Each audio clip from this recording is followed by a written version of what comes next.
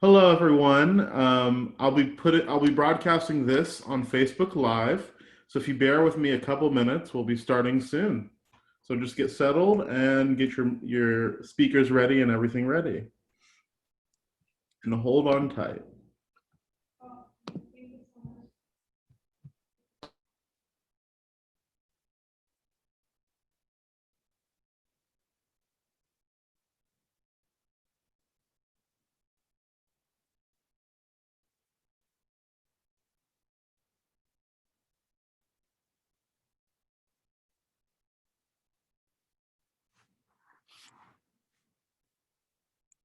Once again, anybody that's just logging on to the webinar, we will be starting in a few minutes. We're just putting this on Facebook Live. So hold tight.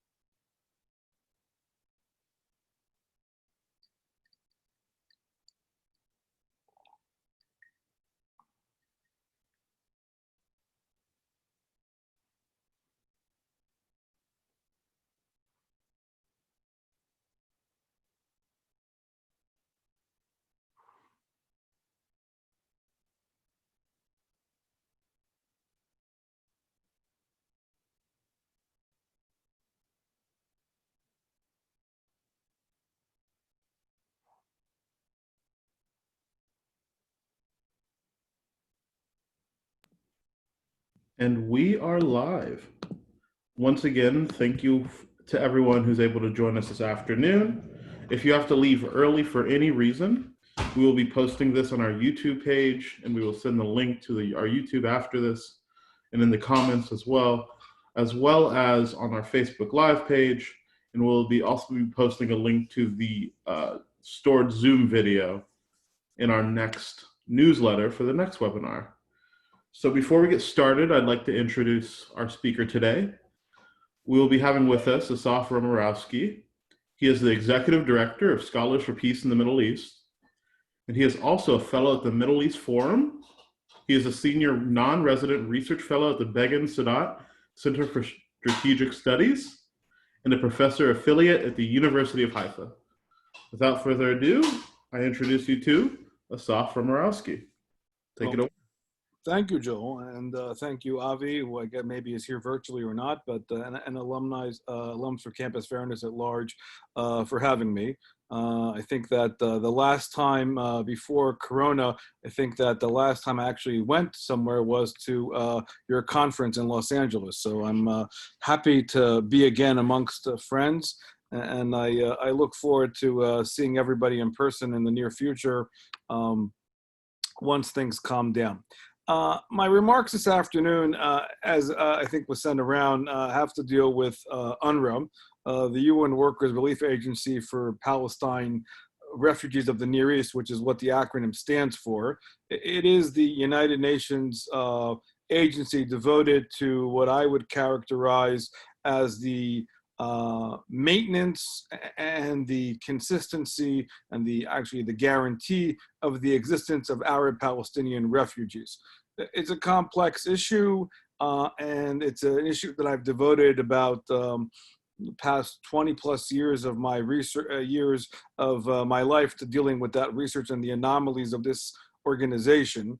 But I think that what I would like to do this afternoon is put out a few remarks and comments about the organization, and then hopefully we can dive into a lively Q&A.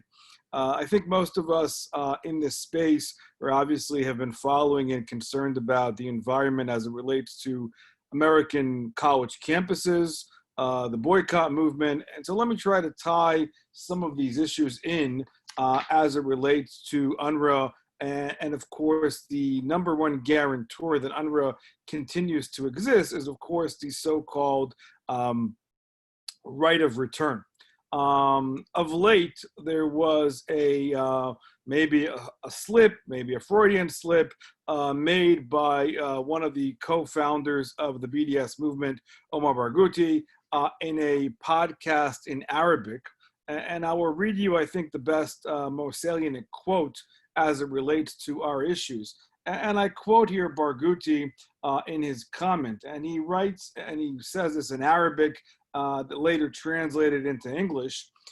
If the refugees return to their homes in Israel, as the BDS movement calls for, if we bring an end to Israel's apartheid regime, and if we end the occupation on lands occupied in 1967, including Jerusalem, what will be left of the Zionist regime? That's the question, meaning, what will the two states be based on, he said.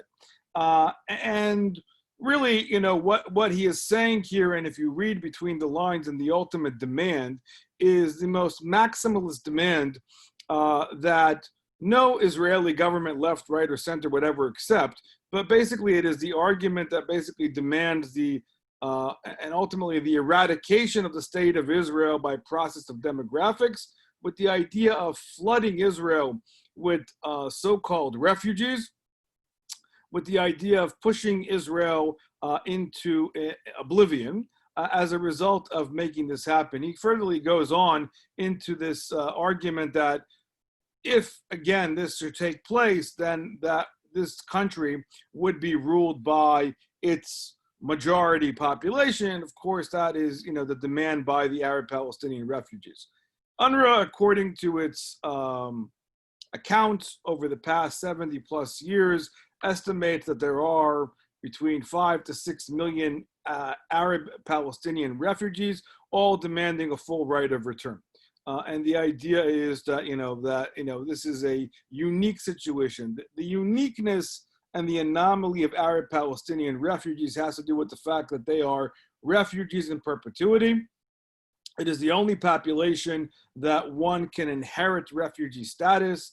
The definition of an Arab Palestinian refugee is the most flexible and loosely defined definition of a refugee that any population has ever experienced, but there is a politicization and a calculus that was made by this definition. And I paraphrase here, the definition goes that anybody who was in mandatory Palestine between 1946 and 1948, and the kicker is, and their descendants are basically considered to be Arab Palestinian refugees, and they should be having a full right of return.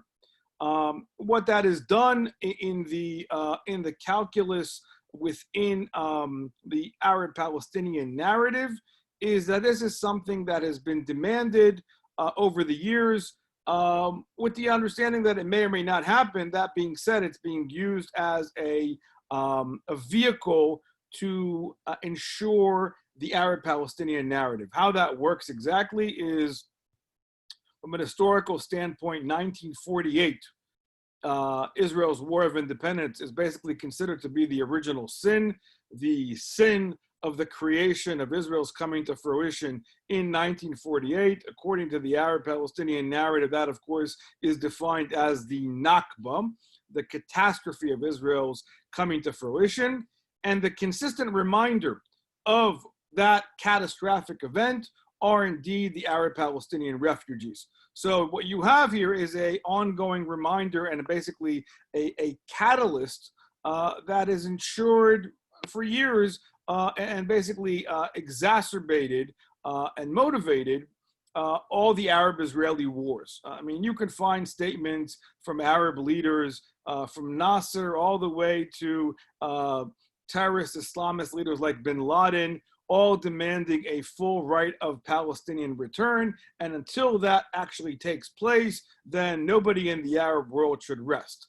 The fact of the matter is that any potential proposal or compromise on this issue has been flatly rejected by the Palestinians at large. Successive Israeli governments have offered percentages of the right of return. In contrast, and it's critical to understand that at large, the sister organization of UNRWA, which came about a few months after UNRWA came to fruition, is the UNHCR, the UN High Commissioner for Refugees, not to be confused with the Human Rights Council. It actually defines a refugee as one generation.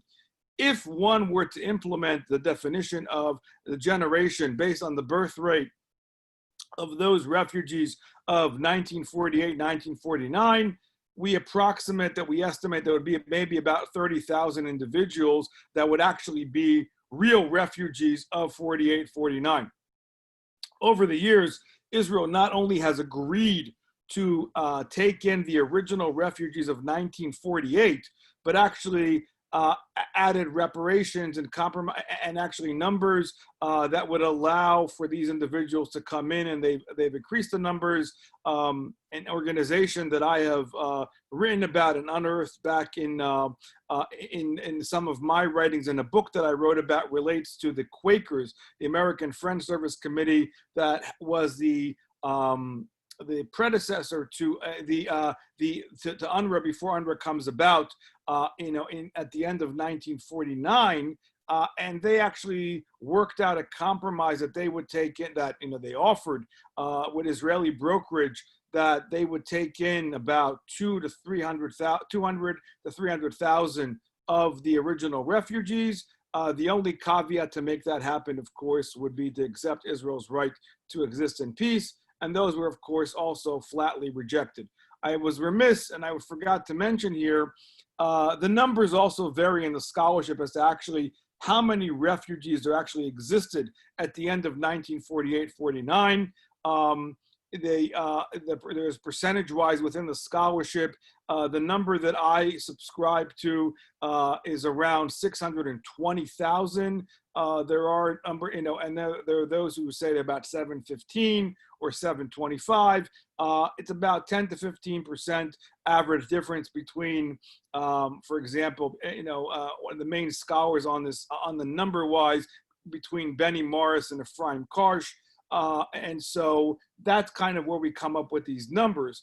The idea that these numbers continue to grow in perpetuity is what you have today. So really, the threat and the demographic threat as it relates to UNRWA at large is that UNRWA demands monies based on the number of refugees. It is the only population that, rather trying to solve the problem, exacerbates the problem while the numbers continue to grow from generation to generation. At the current rate that we are now, it's not going to be 5 or 6 million refugees. It could go to about between 15 and 20 million refugees that grow from generation to generation. Up until the Trump administration froze the monies that UNRWA was getting, the United States represented about a third of UNRWA's annual budget, which is approximately, has been over the, traditionally over the course of the years, about close to $400 million of US taxpayer dollars that has gone to into this enterprise. And those monies are currently frozen. This initiative was spearheaded by then US Ambassador Nikki Haley. And so this is part of what you're seeing play out now. Now, interestingly enough, UNRWA has UNRWA's mandate, just going back a little bit of the historical understanding of what UNRWA is about, was to actually help Palestinians move up in life, resettle, repatriate, and reintegrate into society, which, by the way, was American foreign policy in the 50s and 60s. That never came to fruition. They basically become the gatekeeper of this so-called demand. The number one functionality of UNRWA today at large has to do with education. The majority of Palestinians are alums of UNRWA school systems at large, and much of the indoctrination and the incitement that you see within Palestinian textbooks takes place within UNRWA schools. And UNRWA also, for that matter, is the largest employer of Palestinians at large, in the tone of 30,000 individuals. And I would argue, according to my reading and my analysis of the situation at large, UNRWA today basically has become a shadow government for the Palestinian Authority. And all those individuals who are employees of UNRWA actually should be employees of the Palestinian Authority or the Palestinian state to be. So this is where the push and pull takes place, preventing actually Palestinian statehood. Palestinian identity, and I think this is also a critical point that the listener should be aware of, is rooted in Palestinian refugeness. So to argue to a Palestinian you're no longer a refugee is to say you're no longer a Palestinian, which is really why no Arab Palestinian leader from Arafat to Mahmoud Abbas has ever been willing to give up the right of return. It was Mahmoud Abbas in early on negotiations, when there actually were negotiations taking place between the Palestinian Authority and the State of Israel, when he actually had the audacity to potentially consider putting in percentages of the right of return on the table, he was attacked by a think tank in Beirut that is committed to the right of return movement. There is a global movement known as the Haq al-Auda movement, which is the global right of return of Arab Palestinian refugees that continue to perpetuate this narrative and this tale that goes from generation to generation. But the comment that was made against Abbas was that you don't have the right to give away our theological right. So the understanding is that this is a theological God-given right to the Arab Palestinians, and so no Arab Palestinian leader actually has the mandate to give up this understanding of a situation. Ergo, this is the consistent ongoing demand that you see playing out here today. There is a gold standard of refugees worldwide.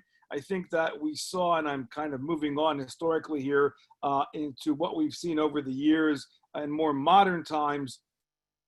Some of you might remember what we saw during the Arab Spring, Islamist Winter, whatever you want to understand the situation back in 2008 when the eruptions were happening on the Arab street, and you saw individuals fleeing for their lives. There was a lot of incidents of individuals from Syria who were fleeing to the UNRWA offices in Lebanon. And UNRWA said, we can't take care of you because you're not, we don't have the bandwidth, give us more money. There was a kind of an opening of the cleavage within the Arab world about the gold standard of Arab Palestinians as they receive everything versus people who are fleeing for their lives who are not getting much. And obviously we saw that with Syria, where you saw millions of people getting killed under the Assad regime, and how that compared to the Palestinian centrality. Now under COVID-19, which is very interesting at large, the moment we saw the rise of Corona, UNRWA didn't miss a beat when it came to their demands, of worldwide issues. But the Palestinian issue was always the number one on their agenda. They launched an appeal of $14 million that they need to raise. I will say that as it relates to the monies, since the United States froze their monies as it relates to UNRWA contributions, the Europeans have kindly been making up the deficit.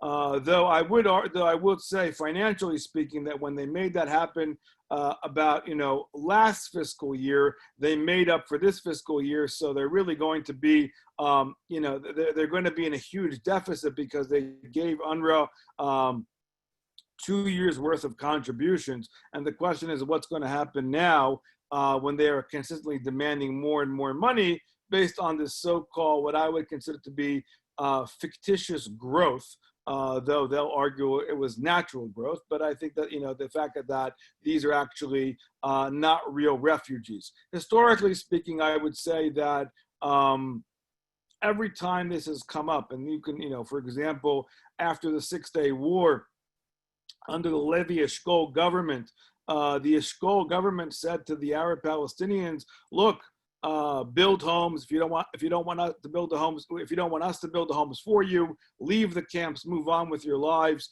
and resettle, reintegrate, repatriate. And of course, the response was a No, because at the time, historically speaking, in 1968 is when Yasser Arafat, the founder of the PLO, united PLO and Fatah. And so if the Arab Palestinians had a better lifestyle, why would they support the struggle for Palestine? And that has been a consistent issue as far as it relates to all of these matters pertaining to UNRWA. I would argue, and I think that this is really what needs to be understood, and it's exactly correlated with why the maximalist demand of the BDS movement calls for the right of return, is that UNRWA really does represent the number one issue that maintains and sustains the conflict. Were this conflict purely a territorial issue, this would have, long be resolved years ago. We all know the history of land proposals and dividing up the issue. But the fact that the refugee issue, and as I said, Palestinian identity is really encompasses this global resistance and this understanding that we are refugees in perpetuity, and the blame for that stasis actually resides within those who put us in this responsibility, and that is the West, Israel, and so it's their responsibility to solve the problem. There is really little to no self-criticism or actually introspective looks at what happened in 48, 49 as it relates to the Arab world at large. I did find, and I think it might be interesting for the viewers to understand, that the two largest Palestinian populations in North America are Dearborn, Michigan, and Jacksonville, Florida. I was able to find an op-ed early on, that was written in the early 50s by those who fled from the war, where actually was criticizing where were the sultans, where were the princes of the Arab world when this war was taking place. It is important to understand, related to my earlier point in my beginning of my remarks, that the existence of UNRWA basically, and the right of return, and the fact that UNRWA is the gatekeeper of this issue, basically absolves the Arab world of any responsibility of what took place in 1948, 1949. And so, and for that reason alone, with the exception of Jordan, no Arab country, has ever afforded the Palestinian citizenship, with the consistent idea and the calculus that they need to be refugees for life, as I mentioned, to remind everybody of the atrocities and the sin and the Nakba of 1948. And so it's also, from a financial standpoint, important to understand that the Arab world, even though the United States and other Western countries have given money, the Arab states do give a lot of money, with the idea that that money goes to ensure the fact that they will not take any responsibility for 1948, between 48 and 49, for the creation of the Arab Palestinian refugees. And I would argue that so long as the refugee status exists, the right of return exists, in the so-called right of return, for my mind, then the conflict will continue to grow and maintain itself. Of late, from a government standpoint, we have seen, as I said, the Trump administration has taken a significant stance on this matter, trying to tackle the right of return and end it, which needs to happen, and as it relates to the freezing of UNRWA monies. And for the first time, you've also seen, for something that has not happened over the years, of Israeli policymakers also arguing for that. The difference has been over the years that Israel has argued, the state of Israel, that while UNRWA is problematic, it does some good. And so for that matter alone, we need to kind of keep it in the status quo. You have seen a movement away from that. The current Prime Minister, Benjamin Netanyahu, has argued that it's time to end UNRWA. There is an understanding on both sides of the Atlantic Ocean, which I think is very positive, that this is really the crux of the problem. But as it translates to this theological right, this right that is believed to be something that is God-given, is exactly why BDS and BDS supporters demand this, knowing that it will never be achieved, but they could always blame Israel and the United States and anybody else for not making it happen. And that's really the current environment that we're in. So it's no surprising to me that, of course, excuse me, Barghouti has demanded, this call, and of course, I think that that's quite telling about what we're facing at large.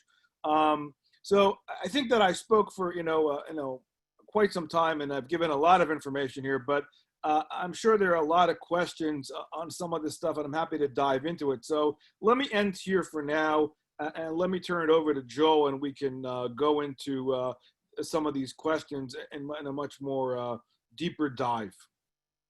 Thank you. Thank you for that concise explanation. I think it serves all of our members a great deal to kind of dive into the history of UNRWA, the history of the right of return, and how that is basically the critical issue that holds together the BDS movement and all related movements. And now I want to dive into kind of how that affects academia, how that affects the faculty side of academia and faculty activism on campus. And I got a steering question for you. The first question is, has the demonization of Israel become normalized in academia? And why does this extreme bias against Israel exist in academia? Well, yes. I mean, the short answer is yes. There is a normalization of this environment. Part of that normalization of the environment goes back to how the American Academy has been hijacked by the Palestinian narrative. Something that we saw very similar done by the Soviets in the 50s in American institutions. The Palestinians and Arab money has bought departments, has bought chairs, with the idea that if one buys a chair or a department, one buys the politics in which these areas are being taught. And so if you look at the BDS movement at large, well, the BDS movement, in its current formulation comes about in 2005, post the Durban conference in the academy. This has been going on for decades. And so they've already fed into a pre-existing condition where the David and Goliath metaphor has been shifted with the understanding that the Palestinians are indeed the David and Israel is the Goliath. That is indeed how Middle East studies in particular, that is exactly how the Israeli-Palestinian dynamic has been taught. And so that has had a monumental effect on the humanities at large in North America. And so if you dive deeper, you've seen, chairs and departments at Arizona, at at Harvard, at Georgetown, other places that have been bought over the years with the idea that this is how we're going to teach this kind of advocacy. I will say that 1967 has caused had a lot of a appeal in the academy to figure out how is it possible that small Jewish state defeats several Arab states in 6 days. Also created a flood of money to create a study of the to understand that phenomenon. And again, they were many of those beneficiaries have come with that understanding and that interpretation of the world. The other, I would say, added factor to this, from the Academy's perspective, was the late Palestinian academic Edward Said. Said himself, in his contribution, his book in 1978, Orientalism, really became the Magna Carta of how people study the Middle East, even though it was debated over the years. But if you look, at the Middle East Studies Association, the majority of individuals are Saidian and not the followers of Bernard Lewis, for example. There was a famous debate between Lewis and Said, years ago. but this has become the gold standard within Middle East studies at large. Said was not a Middle East specialist. He was a professor of English Lit at Columbia, but he had a significant effect on the humanities at large. I think that if you poll or survey most departments, they still read to this day Edward Said. There's not much reading of the critique of Said's work by Lewis, and so that has indeed had a trickle-down effect on the field at large. I will say that, you know, part of the kind of work that we do at SPME, and the kind of, I think, the work that where we have synergies with alums for campus fairness, is the lack of balance in the academy. And I think that is where, you know, we've been striving to add counter scholarship to a lot of these issues that are not really positioned as a result of this black and white narrative that has been set up and put into place in many of these departments, and really how they are taught today. Thank you for that. We actually have a question from the crowd. Sarah Miller is a professor at a college, and her union is very far left and hates Israel. And they like bringing in kind of the fight for Black lives, intersectional issues in the United States, and applying them to the fight for Palestinian rights in Israel. Right. And they even will tie in things like you know, American police academies or police officers being trained in Israel to oppress African Americans. So the question is, why is this happening? That's my added piece to it. And her specific question is there a way to tackle this specific aspect of intersectionality? And can it be shown to be false? Do you think that's possible? Well, I mean, if you know, I think, you know, related to the part about, you know, I think you're referring to a lot of these deadly exchanges allegations that, you know, relate to, you know, the, you know, American police being trained in a militaristic, vulgar way to, you know, mistreat human rights as it relates to Israel. That couldn't be further away from the truth. That is all fallacy and lies. You know, counterterrorism units, police units who have gone to Israel to train have actually benefited from learning, you know, how Israelis deal with counterterrorism. Many of the skill set that they have learned has actually helped us in Iraq dealing with IEDs, and Afghanistan and other places. So there is a mutual beneficial relationship between the United States and Israel as it relates to military exchanges all around, technologically and intelligence-wise. I mean, that's something that's been ongoing for years and mutually beneficial. And I think that if you interview and you bring to any of your campuses individuals who have been part of those delegations, not to mention officers and cadets who have been training with the Israeli IDF, you will hear a very different story, much more realistic.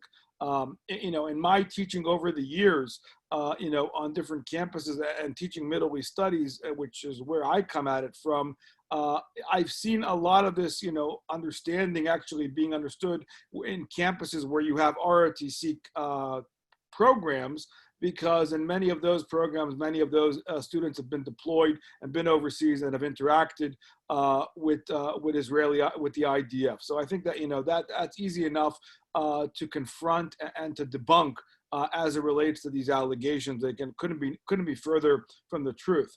I think that, you know, we live in a world of infotainment. The religion of the day is intersectionality and identity politics. You're seeing that play into the narrative, you know, as it relates. The gold standard of intersectionality, if one subscribes to this philosophy, is that all oppressed groups are somehow linked by their feeling of oppression, even though there's no data to back it up in, you know, per se.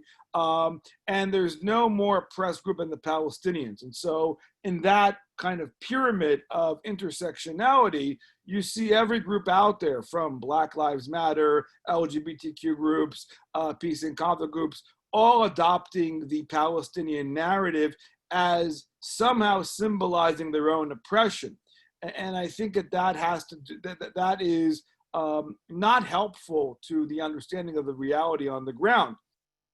But from a propagandish kind of infotainment reality show, that's kind of what is put out there. And I think that the academy in general, that is striving for truth and for striving to look at facts and going to see what's happening on the ground, I think that we have to strive for balance and for facts. I mean, I think that people are entitled to their own opinions. That's great, but there are facts, and I think that this is something that is missing from the conversation and from the understanding of the Middle East. The Middle East is a rich place culturally, politically, religiously, and to kind of boil it down to a black and white issue like the BDS movement does is disingenuous and fallacious to any place that wants to actually impart any kind of real education.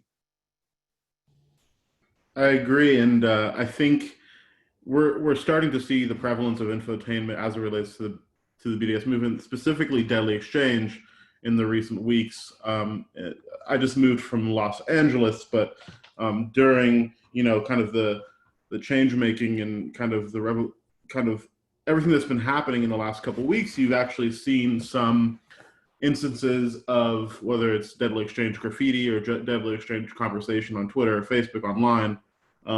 So it's very interesting, and I think it only leads to an amplification of the deadly exchange campaign now, and obviously after this, and once schools come back into play, it's just unfortunate. Right, and many of your members, as I'm sure obviously no need to tell everybody knows that here. I think were very involved with those with Tufts that had that same allegation. And I think that the with all those allegations of deadly exchanges, and I think that that's this is a concern. I mean, again, it doesn't help. It is fallacious. It is there's removed from any kind of sense of reality, but it does play into the imagery. Intentionally of Israel as the aggressor, Israel as the Goliath, and those are the kind of motifs that are being spread by pro-BDS groups. I have another question from the crowd, but I'm going to save it for last. It's a wonderful question, so I'm going to move to a pre-prep question and kind of integrate a crowd question into it. To what extent are pro-Israel faculty members discriminated against, and why aren't these individuals that are discriminating against them, if this is happening, why aren't they being met with appropriate punishment for their actions? Well, I mean, the short answer is yes. I mean, to be a rank and file member today of the academy, one is basically judged on one's openness, one's leftist ideology. And Israel, in many of those regards, as progressive reality, has become a litmus test for what it means to be a good rank and file member of the academy, to a point of questioning Israel's right to exist, to hating Israel's right to exist. And so we've seen a great deal of problems, and specifically in this arena, in the humanities. Part of what we do at SPME is trying to help faculty deal with these issues. Where you could find pro-Israel faculty, you can maybe 2 or 3, maybe 4 if you're lucky on an individual campus. But it takes a lot of courage to stand up to the orthodoxy of the day, and we've seen horrible situations going back to the case study of Andy Pessin at Connecticut College, who was verbally attacked on Facebook and social media. There was a court case. We've seen other cases around the country where professors have been physically attacked and have had to go on campus in costume with police. I mean, these are ongoing problems that professors who are willing to stand up are facing, and it takes a lot of courage. Of late, I'm sure some of you have followed the situation at the flip side of this at GW, where there was going to be, there's an interim appointment of a pro-BDS individual. And the question is, whether or not she can function, with, as an unbiased administrator. Well, we've seen over the past few years, we saw it in Michigan, we saw it other places, where faculty have refused to give student recommendations to go study abroad in Israel. I mean, what is the role of faculty if you can't really turn to them to actually go and see what's happening on the ground? And so I think that this is a growing problem, and there's much more volume of the anti-Israel narrative that's coming into the academy, and not much, probe as a result of, the hurdles that one needs to follow to get into this. And I think that this is part of the challenge that faculty face when they talk about this issue. I mean, and the fact of the matter is that if you look even on what is considered to be a balanced panel on some campuses, you will find anti-Israel Israelis. I mean, so and that qualifies as a balanced panel. They're all serving as the same kind of echo chamber. But to suffice the fact that they're Israeli, but they're anti-Israel, meets the needs of the academy. I think that again, discourse and balance requires two sides to actually dissect that. That's not happening.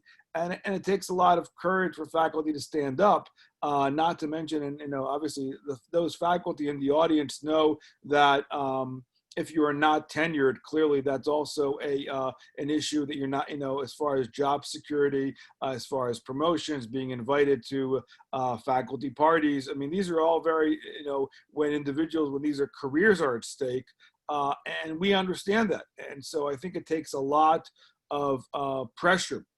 And obviously, that as well, Joe, and, alumni, as well, that you have to have stakeholders speaking out, alumni, administrators, faculty, all the, the makeup of what the university is about. And I think that we have an obligation, not to mention the fact that, the amount of tuition that, parents and grandparents pay, to have a balanced education rather than a one-sided monolithic perspective on a very complex issue. And I think that this is what we are seeing at large in the academy today. Thank you. And we have another question from Stephen Gerzov.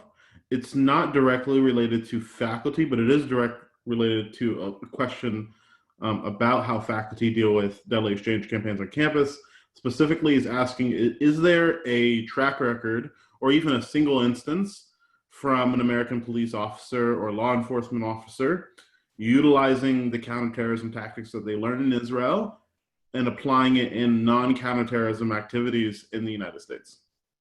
Not that I'm aware of. I mean, to my mind, these delegations that have gone to Israel, specifically, there was an ongoing relationship with the city of Baltimore, of the police department that went to go train with the Israeli police. There was a lot of collaboration after 9/11 as far as intel gathering between, our intelligence agencies and the Israelis, as far as tracking down, as far as lone wolves, as far as fellow travelers, as far as these issues, and as it relates to our troops on the ground when it comes to Iraq and Afghanistan, the IDF has helped. This has been an ongoing issue. And again, the flip side of it is also that we help the Israelis. I mean, Iron Dome, David Sling. I mean, Iron Dome was something that was happening. The investment in order to protect the Israeli border. We all know how much Iron Dome has saved Israeli lives as a result of American contribution to this area. And by the way, a lot of the monies, and many of you, who have been involved in this space may know this. I mean, some of this money was guaranteed to come into Israel much sooner after the disengagement from Gaza in 2005, and the market tanked, and so they came later on. That cost Israeli lives, of course, and what Iron Dome does. And obviously, those of you who have been to Israel know that the battery is very efficient when it comes to the southern part of Israel. The goal was also to create in the northern part of Israel, which is not fully, developed yet, and that's still ongoing. So, I mean, again, it goes both ways, and it's very useful and very beneficial as far as our shared interests in the region. It's not a one-way track. Thank you. Do you find that most Zionist faculty members are reluctant to show their support for Israel? For the ones that are, what are they afraid of, and what are they risking when they express support for Israel? Well, I mean, I think that they're afraid. I mean, they are afraid for promotions. They're afraid for being part of the academy. I mean, I think that it's a very putting yourself out there, as I said before. Maybe a few more words. It takes a lot of courage to put your name out there and to be designated as an individual that is pro-Israel, because the perception on an American college campus, and for that matter in Europe as well, is that immediately once you that you're endorsing, Benjamin Netanyahu and Israel's an apartheid state, and you are bombarded with this barrage of attacks as if Israel is a monolithic perspective and if all Jews are of the same viewpoint. I mean, becomes a kind of the token representation. And I think that people are not always willing to risk their positions in that regard. It takes a lot. I think that you're seeing much more come out now. What we've observed, in our network at large is that individuals who saw themselves as liberal, democratic individuals over the years decided to draw the line in the sand when it came to BDS. And then they are grouped as, suddenly they are right-wing, warmongers. I mean, labeled as such because of how Israel is perceived, as if Israel is only, is one symbolic issue and it's not, a multiplicities of values. As I'm sure everybody on the call knows, and the viewers, the Zionist enterprise was a culmination of many views. You had socialists, you got leftists, you got secular, you got religious. The fact that it's boiled down to a black and white issue, again, this is part of where I see this as disingenuous to what Israel is like. But I think that even if you're sympathetic to Israel today, it takes a lot of courage on a campus. And the fact of the matter is, which is something I'm concerned about, and many of us looking at the academy today, many of the people who have been outspoken on these matters, are going to retire at some point. They're emeritus, and I think there's a question about younger faculty coming in, and I think that's part of what we need to be concerned about, maintaining the well-being of the academy. But one should not be. It's not a given that one should, that one is going to, speak out or step up, for that matter, on these issues and to go against the grain. And I think that we've seen a lot more of that now of late. And I think that, we've seen it, where, many of the academic associations that we've been working within have been trying to legislate pro-boycott legislations, and we've been able to turn some of those legislations over as a result of people speaking out. It takes a lot, maybe, an example. I mean, and I know that, my friend Steve on the line here knows this as well. I mean, SPME was part, some of us, were part of a journal that we contributed to called Word Crimes, which was a journal devoted to dissecting the language of the Israeli-Palestinian conflict and the attacks on us, because the conclusions that we came to were Zionist rather than anti-Zionist, caused a huge ripple effect within the Association of Israel Studies, which you have many anti-Israel individuals. And so, again, I think that this is part of a telling example of what you face in the academy today. Thank you. And related to that, we have a question from Stacy Nowak, and she's asking, who's responsible for policing these behaviors and who can change it? Well, I think that part of the issue is, and this is a very complex issue. You can quantify how many Israel apartheid, walls you have on a campus. If you are, what happens in a college classroom, it really comes down to the professor. He or she runs their classroom, and it's very hard for an 18-year-old to step up and challenge at times a position of authority who will tell you, I've written, whatever, 10, 15 books on the topic, and these are my conclusions. And so, there is a power play. There's also intimidation. I think, part of that is, data and actually what happens in the college classroom. I think that there are mechanisms as far as the deans and provosts and department chairs to look at what happens in the classroom. But, one should always be very careful, and one should be very accurate in the data that they have. I think that maybe related, but, and maybe this was not part of the question, but let me also put that out there. Part of what has happened now as a result of the filing of the presidential executive order as it relates to Title VI, offers a window of an opportunity as it relates to Jewish students on campus, because it includes, of course, related to that, how Jews are being defined, the abuse as it relates to the prisoners on Israel. So it helps students in that regard. Does not necessarily, the faculty are a little bit of a different regard as it relates to their issues, but everybody should be backed up, and they should be very careful about the data that we have. And I think that part of, where we can help organizations like Alums for Campus Fairness, my organization, SPME, there are a variety of groups out there who can help guide students, faculty who have issues, when they face these problems. I mean, that's why we were created, and that's what we try to do. And in helping students, the question from Eric Tucker is, are there any books, and I'm going to add also any other type of resources you would recommend to give a college student without much background that can provide a balanced overview? And also maybe any books that you would recommend to students that have some background in this knowledge. Well, as it relates to BDS, there have been several books written out there that have come out, that I think are good for students and for faculty. One book that, I was a contributor to is The Case Against Academic Boycotts of Israel, which was a edited volume by Carrie Nelson and Gabriel Bram.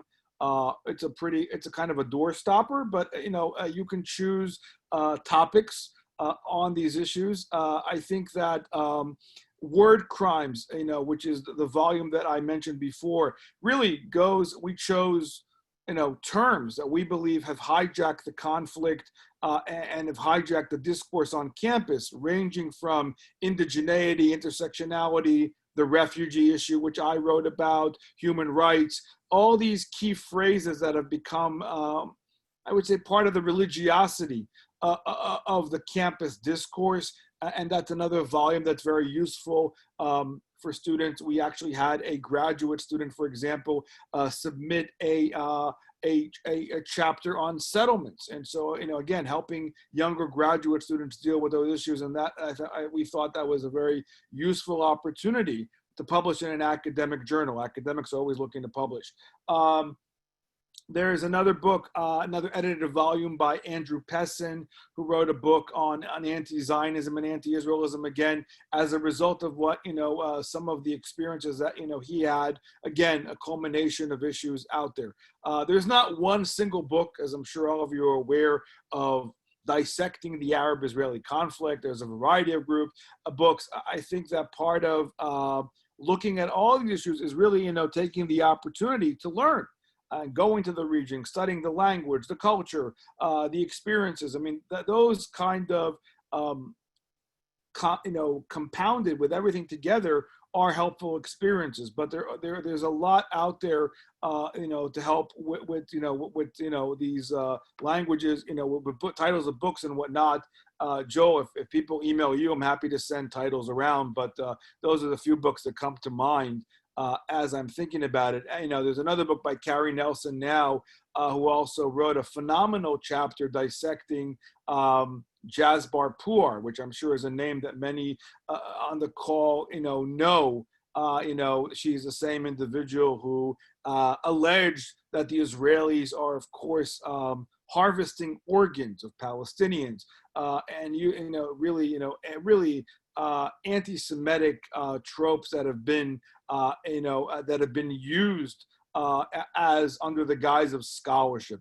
And Carrie did a really a phenomenal job in that chapter dissecting that. These are the examples of the egregious issues that you find out there. I'm not saying that not every campus is a Columbia or a Berkeley, but you are seeing today, I would say that the prism in which the Arab-Israeli conflict is being discussed in the majority of North American college campuses is through the lens of BDS.